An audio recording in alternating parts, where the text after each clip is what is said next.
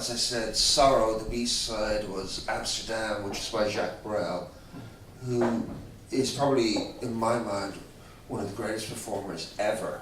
Like he just leaves everyone behind. Bowie, the lot. Because Bowie was not a guttural performer. It's like Bowie was a dancer. He was like a dust maker. He could play around. Like when he was heavy, he was not really heavy. Do you know what I'm saying, guys? But Jacques Brel was heavy, deep, and dark. And Bowie touched on this stuff, and suddenly you look at the art, and then you look at the movies, like Nosferatu, Fritz Lang, Metropolis and M, and this whole world opened up to me, like Brecht, Kurt Weill and Brecht, and you're jumping, yeah, that's him in Bow. Oops, went to clowns. But the fucking images are actually breaking my continuity. My flow, if you know what I'm saying. Sorry. So German cabaret.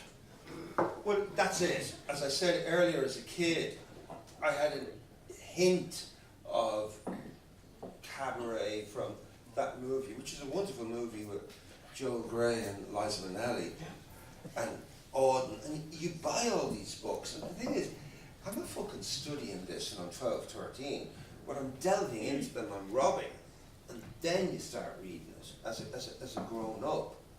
And then I'm in Germany with the Virgin Prunes, and I'm bored with rock and roll. And then suddenly someone says, well, there's a guy around here that's a big Jacques Brel fan or a big Brecht fan. And then you start going to some weird German clothes where they're playing real, authentic cabaret. And suddenly it's like I have this instinct, the way I had when I was like 1976, 77 with punk. And suddenly I go, I understand what Bowie was at, I understand what Brel was at. And it became as obsessive about Brecht and Weill and Brel as it was about Bowie, except they were dead. So, and they weren't living, which is sometimes better, because you sort of pick up, you can forget their mistakes. Sure. The biggest problem I had with Bowie was, well, it wasn't a problem, it was just, I suddenly grew up, I had a band called the Virgin Prunes, and then it was 1981, 82, and he'd gone blonde and made an album called Let's Dance. And I was going, fuck off. I don't want to dance. And by the way, it's not a bad album, but then it got really bad. And then it got really bad. Let's Dance was about 4 great tracks. And then suddenly Bowie went off kilter. And in retrospective, I understand it so much more. He went so off kilter in the 80s that it was like embarrassing. I mean, Never Let Me Down was, come on, I can't think how bad it was. And when did you come back to them then, in terms of the newer material? Well, when somebody so harshly lets you down, it's almost like your religion, your first. I believe it's love affairs. I believe when you're 12, 13, the formative years, which are really important, but the musicians or the book, God's help anyone if they're like football, they don't last long, but somebody who inspires you, they never go away. They're your first love. It's like your first kiss, your first fuck. You'll never forget it. Well, some people do, but but you know what I'm saying? It becomes eternal. And then, I mean, you went from 1970 to 1982, and it's bigger than the Beatles catalogue, what he did. It was just frightening. And then it went so bad, but I think he knew instinctively he's an outsider, and he's not great. He can write masterpieces, but he's not a great pop star. And I think when he started coming back, I mean, Tin Machine was interesting, and then not. It was hard. I mean, as I said, he's not really heavy. So when he was trying to be heavy, it didn't really go that heavy. It was always like he'll always play that pussyfooting. Earthling was sort of a comeback, but it was so on the nose of what was going on. The dance thing and the jungle, I was going, ugh. But it's quite great. In retrospective, if you listen back, I mean, 7 Years in Tibet, I'm Afraid of Americans, it's phenomenal. Phenomenal. And then Ours is like, but really I think the real comeback was, say, Hedon, then The Next Day, and then he's dead. But in retrospective, you don't, I mean, it's just blips. In 100 years' time, that's a blip. They'll just look at the 20 greats. They won't look at the 12 craps, you know? Yeah, and in the context of what most people do, you know, most people have an album in them, 2 albums. I mean, his level of production and quality is just phenomenal. Well, there's a very kind gentleman that bought me a drink when I walked in, and I think there you are. I don't know his name, sorry. And he was talking about, I said, "Are you a Bowie fan?" And he says, "No, my sister was into him, and him and the Beatles." And in rock and roll terms, and in pop terms, I mean, even though I'm a mad Leonard Cohen fan, I think you only need 3 Bs: Bowie, Bob, and the Beatles. And that's the whole map of the world. And Brel and Brecht. Hmm? And Brel and Brecht. Brel and Brecht are different. They're not pop. I think they're bigger than pop. I think they're cultural. Would you sing us one? Jacques Brel. Gavin. Yeah. I got into this mess the last time. My cousin who asked me. Gavin, one tune. Angel. One tune. I don't think so. If we all go please together. I go No. Well, we'll see where we go. What time are we? 20 past 11. Don't mind. We'll move on for a minute. We'll move on for a little while. Yeah. See where we go, yeah? Okay. I want to talk about clowns. Is that okay? Well, Clowns. yeah. What was that David Cassidy song?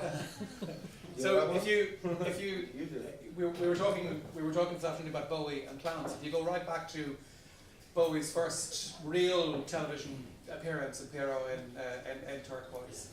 So Pierrot the clown is the significant figure. He dresses as Pierrot in The Man Who Sold the World, one of the performances, 1980, Ashes to Ashes, of huge significance. So what was his game with clowns, do you think? What was his attraction? Well, I think he I mean, I'm not the professor you are, but he learned mime as a kid, as an 18-year-old, with Lindsay Kemp, who was a mime instructor and quite a brilliant man, still alive, I think. Yeah. And he also taught Kate Bush. And so I think his first introduction to real performance and physicality Sure. was clowns, through Pierrot and Lindsay Kemp, who basically dressed like a clown. And he brought it into many dark ways. But what's interesting is he kept recurring to it in times of toil. Or, Correct, yeah. you know, Yeah. who am I? And then Ashes to Ashes, just before he decided to go, let's try and bite the big bullet and be a pop star. And then when he died.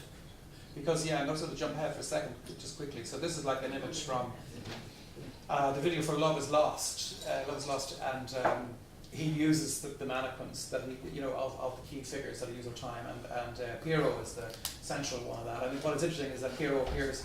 There are 2 Pierrots. There's this Pierrot from Ashes to Ashes, but there's also this Pierrot who's dressed in black, and that of course signifies a murder, and there's sort of killing off of his previous characters and so on. Yeah. So I mean, he's really interesting in terms of what he draws from. This is a painting. We'll kind of maybe talk about this quickly. This is a painting that Bowie owned. It's a Jack B. Yeats painting called Sleep Sound. And Bowie had, quite an interest in Irish writing. He knew his Miles Nagopaline, he knew Flann O'Brien, he knew Beckett quite well. Quotes, Beckett words in lyrics on Heathen, for example. This is a painting that was in the Bowie collection that Sotheby's sold when he died, Sleep Sound. And again, Jack B. Yeats is interesting because Jack B. Yeats started, Bowie's very interested in Jack B. Yeats, and Jack B. Yeats started as quite a traditional painter, but then he became very interested in expressionism, and the paintings became more abstract, and clowns are what populate Jack B. Yeats's paintings, and particularly the latter phase of Yeats's work is a lot of clowns, a lot of circuses, but also a lot of concerns about Jewish refugees, post-Holocaust, and so on. So there's very interesting things going on, and Bowie was really drawn, really drawn to this. And his knowledge of, Gavin and I were talking about this when we were just chatting, like Bowie's knowledge of Irish writers and Irish painters. He had a Louis Le Brocq Joyce head, which looks very similar to one of the more abstract paintings that Bowie would have painted himself. So it's kind of interesting to see where he's drawing influences from. Well, his mum was from Ireland. I do. And so he's half a paddy, so we can call him our own anyway. Like most things. The thing you talk about mime, and I talked about the Project Art Centre. Yes, yeah. And so Bowie and Kate Bush go to Lindsay Kemp when I was 16, just before the Virgin Runs really kicked in. Myself, Googie and Bono were taught mime by Mannix Flynn. Does anyone know Mannix Flynn? Do you know him? Yeah. It's about the furthest you can come from Marcel Camp. And the thing was, I remember very well, we turned up, turn up casual. Mannix is no mannequin, baby. He walked out in a leotard, and we were in our jeans and but At least you weren't wearing tracksuits. no, tracksuits weren't around then. White socks. You must have wearing white socks. I don't know. Yes, probably. I don't know. Here's this image that I was talking about from one of his last videos, and here's the Aleister Crowley that Bowie pulled from. And so they're all the time. Every time you look at artwork, if you look at his stage shows, if you look at the kind of creativity that's going around, then there's loads of other things going on in the background in terms of the influences that he's drawing upon. Yeah. I mean, Crowley, I've heard about him via Bowie years ago. And what really put me off, as I said, I don't really like all this black magic and horoscope and Star Wars shit. It's in the Virgin Room days, we hung out with Trotty Gristle and Psychic TV, and their energy was so bad, and just around everything, and I went, oh, go away. You know, that's sort of like, we're really scary and we're really dark, just go away. So I always went no to Crowley, always went no. Yeah,